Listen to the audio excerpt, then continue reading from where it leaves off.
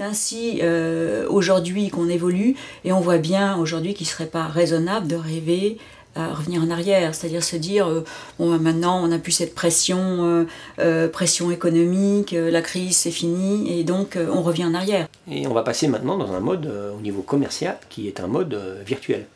Donc moi je pense que ça va être l'opposé. Alors je dis pas 90%, on va déjà arriver à 50%, et après gentiment, mais ça sera une partie très très importante dans les échanges commerciaux. Donc le web, il est non seulement incontournable, mais il va se tailler la part du lion.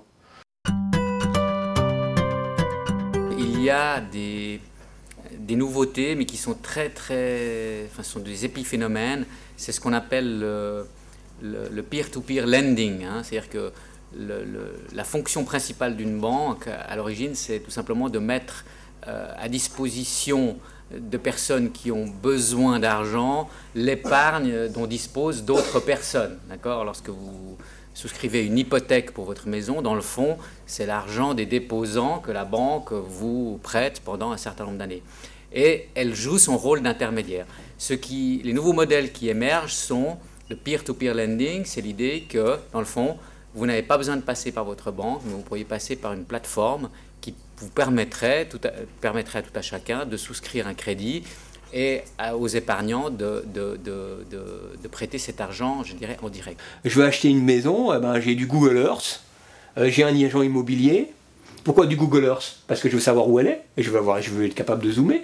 Je veux l'agent immobilier qui va me faire le prix, je veux la visite virtuelle, je veux la banque, ça va être un web services. Donc en fait, le web va offrir un service. La production de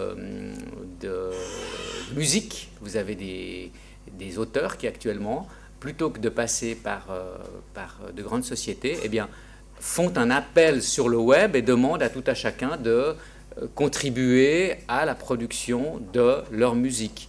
Et n'importe qui peut apporter un peu d'argent pour participer à ce type de projet. Je prendrais l'exemple de Pampers, par exemple. C'est plus juste d'avoir les fesses au sec, derrière une couche, mais c'est plutôt, dès qu'un enfant naît, un parent naît, et donc le service autour de qu'est-ce qu'être parent, l'importance du sommeil dans le développement de l'enfant, etc. Tout ça, tous ces services autour qui accompagnent le produit, qui ne sont pas forcément l'objet de transactions, mais qui donnent du sens à la marque, je pense que ça va être le plus grand changement. Donc de passer de produit, et la marque étant un nom sur une étiquette produit, à la marque et un ensemble de produits et services qui apportent de la connaissance à nos utilisateurs. Mais si je reprends par exemple ce programme qu'on aimerait mettre en place sur l'accompagnement et la définition d'un programme santé individualisé, et là seul le web le permet, parce que sinon ça prendrait trop de temps dans une interview face à face. Par contre les gens, ils prennent le temps de remplir tranquillement leur questionnaire, et après on arrive à faire quelque chose de tout à fait sur mesure. Pour moi, le commerce via Internet est devenu maintenant une partie assez intégrante de l'existence. Donc jusqu'à présent, on avait des kiosques physiques, donc le Naville du coin, le Valora du coin, le Relais de l'aéroport.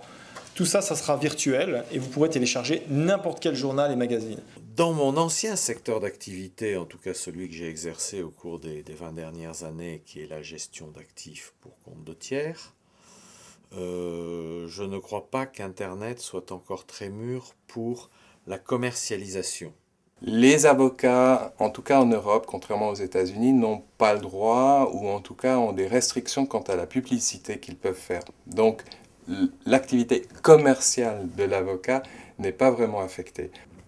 J'imaginais pas acheter sur Internet par peur de mettre mes données de carte de crédit. On sait bien qu'il y a beaucoup de fraude sur Internet. Aujourd'hui, j'avoue que c'est un tabou qui est complètement brisé. Donc les gens achètent des choses, ils ne savent pas. Et parfois même, il y a des entreprises qui sont mentionnées sur ces sites web, et un numéro de téléphone, mon téléphone, il n'y a personne. Donc c'est clair que quand on est une organisation qui a pignon sur rue, et qu'on propose des choses comme par exemple des produits, eh bien, s'il y a vraiment une organisation crédible, fiable, dont on peut retrouver des traces autrement que simplement des sites qui sont très attractifs, mais qui, au fond, où il y a pas de... C'est juste une page, une façade, mais il n'y a rien derrière. Là, il faut être prudent. Ces nouvelles technologies sont en train de changer considérablement notre façon de travailler. Je pense effectivement que ça va être le cas. Aujourd'hui, ça va être le cas non seulement on a beaucoup parlé des relations, par exemple, que notre marque peut avoir avec des clients indépendants. Aujourd'hui, je pense qu'on va aussi vers une communication qui va être accrue en B2B. C'est vrai qu'aujourd'hui, on va avoir un échange avec nos détaillants qui va être de beaucoup plus direct via intranet. On va bien rapidement être capable de gérer leur stock, de gérer leur vente, de faire des réapprovisionnements automatiques via le web. Non, je crois que c'est devenu un outil qui facilite notre vie, et à la fois au niveau des personnes et au niveau professionnel. Il faut la comprendre. D'accord ? Et c'est là où il y a l'enjeu aujourd'hui.